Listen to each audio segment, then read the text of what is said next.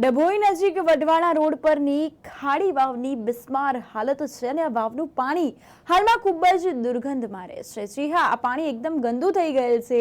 ડભોઈ નજીક વઢવાણા રોડ પર આવેલ આશરે 400 વર્ષ જૂની ખાડી વાવની હાલત બદતર થઈ ગઈ છે। જી હા, અન્ય સ્થાપત્યોની જેમ આ વાવોની જાળવણી કરવામાં તંત્ર બેદરકારી પૂર્વે છે અને ઐતિહાસિક વાવો વિશેની વાત કરીએ તો ઇતિહાસકારો લોકોને કહેતા હતા કે તેના પાણીનો ઉપયોગ દરેક ઘરોમાં કરવામાં આવતો હતો।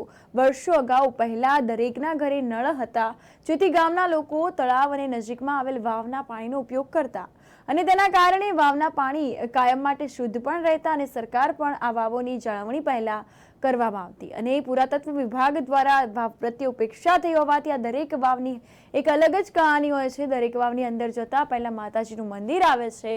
પહેલાના જમાનામાં આ વાવની અંદર દરેક લોકો વાવમાં જતા પહેલા માતાજીના દર્શન કરતા।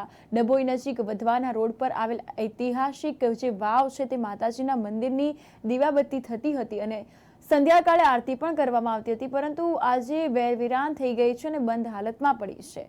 400 વર્ષ પહેલાની આ વાત આ ખાડી વાવ તરીકે ઓળખાય છે અને આ વાવ અજબના બનાવો બનતા હોવાનું ત્યાંથી પસાર થતા રાત્રે લોકોમાં પણ ચર્ચાય છે।